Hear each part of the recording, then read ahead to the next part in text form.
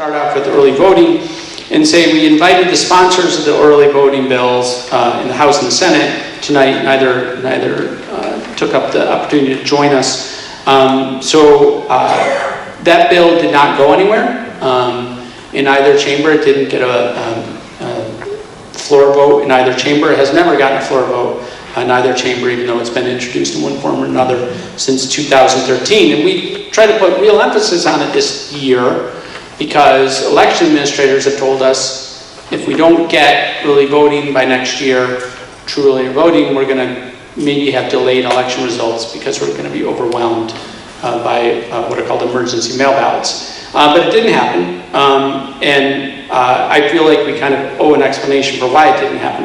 I don't know if anybody wants to take a stab at that. I know none of you were the bill sponsor, but Senator Oyer, you sat on that committee, the Judiciary Committee that heard that bill. Do you have any thoughts about why that didn't go? Sure. So, I mean, I'm very much a strong advocate of early voting and would love to see that bill pass. I mean, I've kind of seen the bottleneck of what happens when folks are trying to do mail ballots or emergency ballots. Really, quite frankly, we need to make voting easier and more accessible for people. People are wanting kind of that flexibility. The younger voters are used to kind of this on-demand lifestyle, so making it easier for younger voters. But I think that there's a lot of confusion and misunderstanding, I think, about what early voting means.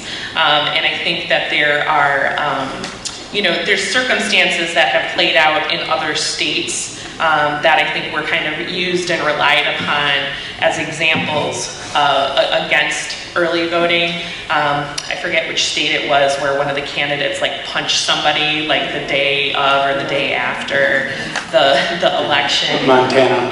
Yeah. And so, there's kind of circumstances like that. And I think there's also concerns about, drawing out kind of the finish line of the electoral process. So typically if you're running a campaign and that the primary election is on September 11th, it's easy to kind of work backwards from one date.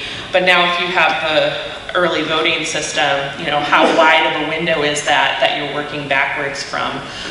So I think that there's, kind of confusion and concern, and also, quite frankly, a little bit of nostalgia of people who are it's your democratic duty to go to the polling location on election day and get that sticker and go with your neighbors and go in and cast your vote in that manner.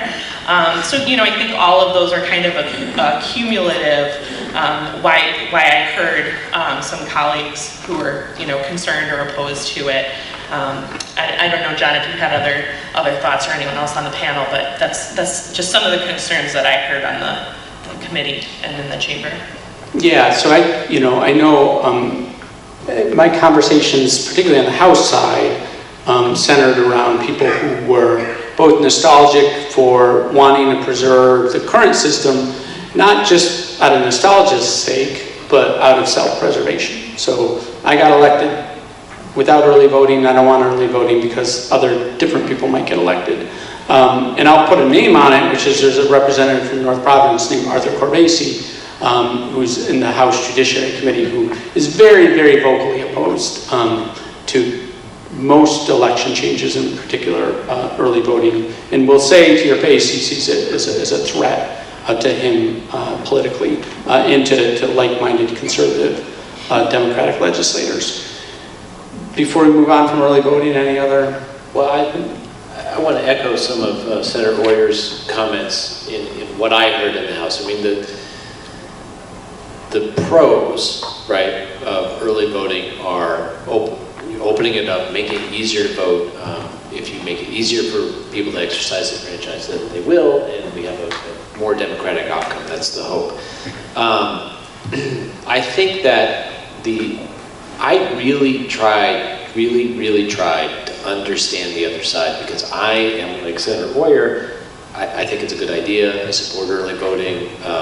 I want to make it easier to vote and make it easier for people to exercise the franchise. But part of our job as legislators is to figure out why does the other side, what problem does the other side have with this? And the two arguments that I heard, I don't think they're tremendously compelling, but I think that they're legitimate. Is the first one is, when you have same-day voting, everyone's voting upon the same body of information, right? So everyone has the same information, they're going in, nobody runs the risk of what happened in Montana, voting for the guy and then he punches out the other candidate the next day, and you're like, oh, I wish I could take that back. The other thing is perhaps a different way to talk about Rep. Corvese's concerns is a concern for unintended consequences. The idea being that if we open it up, then can a moneyed interest come in and somehow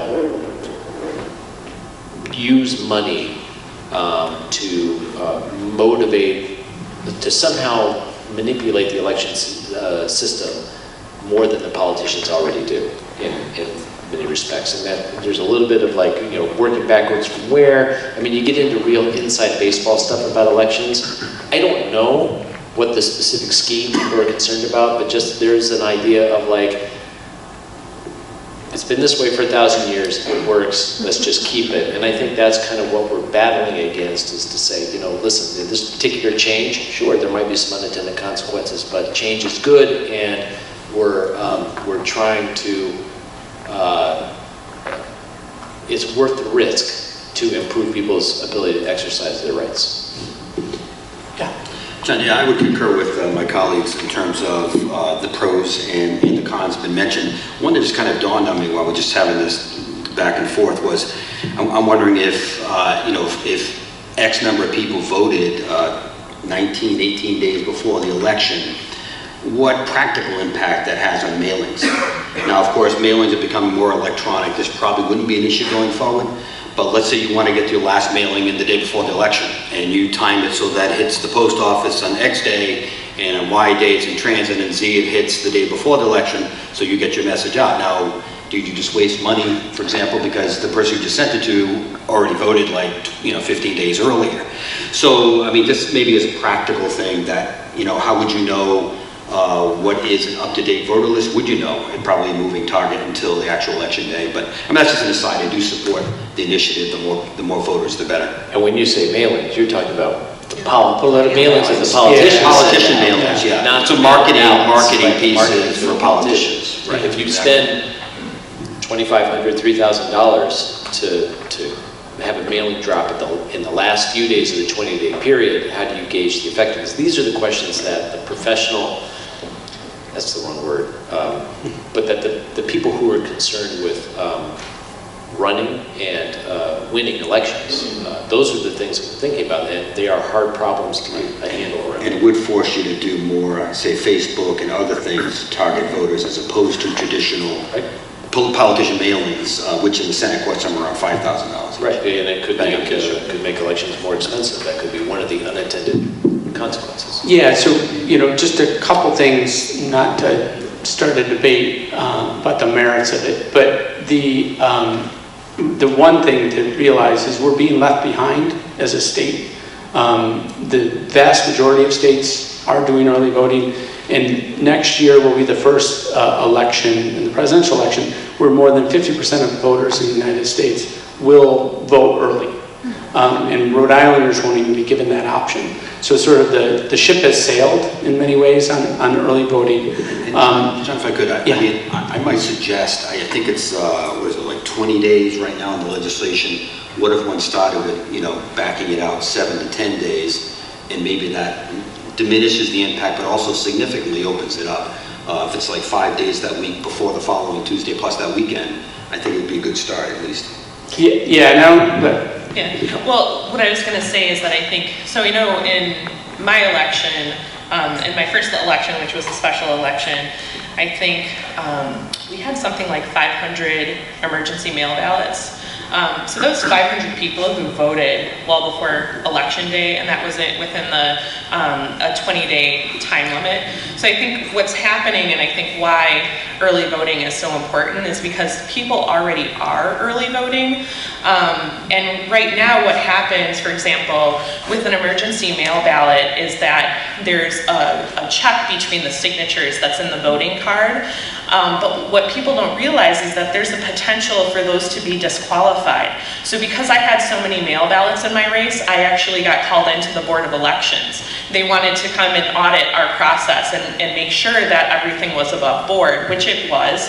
But one of the things they did is they looked at signatures on the envelope that was submitted and the mail ballot application and the voter card, and the Board of Elections said, you know, these three signatures don't match. We're going to disqualify this voter or this ballot. But interestingly enough, because I had gone up there with some of my supporters and some community members who wanted to watch the process unfold in front of the Board of Elections, it just so happened that one of those signatures and the ballots that they were going to throw out, he was there in the audience. And he said, no, this is my signature, this is my signature, this is my signature.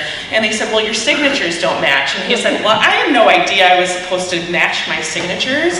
He was told that never make your signature look the same because people could steal your identity that way. So he intentionally made his signatures look different and almost lost, was almost disenfranchised as a result.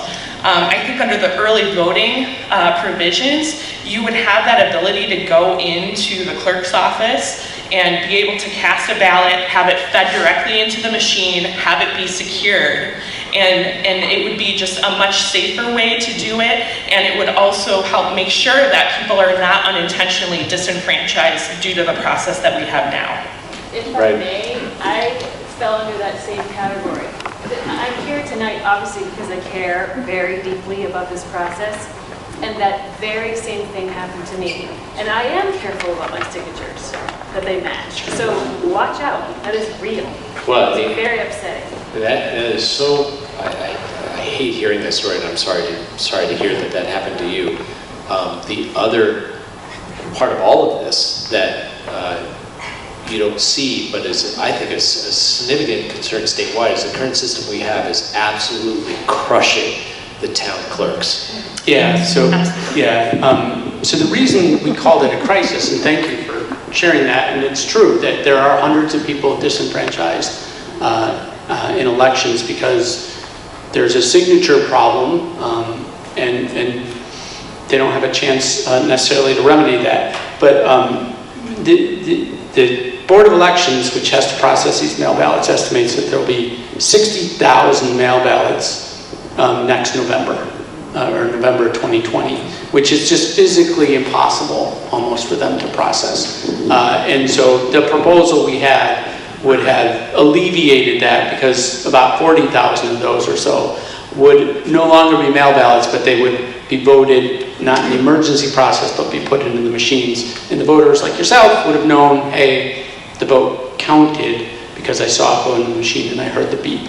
And so it may be one of these, just kind of summing up, it may be one of these instances where it's going to take a true crisis, right? It's going to take not finding out who won, a significant race next November until Thursday or Friday, because they don't have a chance to process all the mail ballots. And then with egg on their face, the assembly leadership will bring this to a vote. I hope that doesn't happen. She has a microphone. Oh my goodness, a microphone. This is so exciting. Yes. Hello, everybody. And just one last comment to the gentleman on, what would I say, stage left? I'm not sure. Stage right. Oh, stage right. Very good. Theater background. I do also want to say that when I did try to rectify the situation, you are absolutely right. Newport City Hall I thought the woman was going to throw a dart into my forehead. She was so angry that I was adding one last, correction to the electoral process. The election process. It is not effective. This mailing thing, this emergency ballot, it's not working. I would much rather have the security of knowing that I could go to a place and vote days before if I needed to. So anyway, I appreciate this conversation so much. Thank you so much. Thank you. And to defend the Newport clerk, Tracy, she wants this. So, yes, I felt so bad for her. Yeah. She was flooded. For 2 of your 3 issues, early voting and independent redistricting, the panel said that the concerns in the chambers were about unintended consequences, but then John and others also said that both of those were implemented in many other states with successful results of, similar processes to what was being proposed. So I'm kind of curious about, does that resonate with the other members of the Assembly? And if not, why not? It's like, why does Rhode Island have to be different if other states have successfully implemented these processes? What's the counter argument to that? Well, I think you've hit the nail on the head. The key to successful passage of those bills is education, right? Rhode Island's Rhode Island. We, for better or for worse, we tend to be parochial, and I think it's sometimes we want to meaningfully sort of lift the veil from our eyes and see how it's done in other states and really take our lessons from there. So education, I think, on how those other states have handled these things is key. And with the Progressive Caucus that has come into the House, and I was happy to come into the House with them, in a speech on the floor as we were closing, I did a shout out to the class of 2019 because we contributed, I think, to some very significant legislation being passed this year. But one of the problems is tradition. We have legislators who have been there for a long period of time. And they're jaded and fixed in their positions, and they're not going to move. So it's going to be important, I think, for citizens to look at who, in fact, is representing them and doing their best to bring in new blood into the chambers.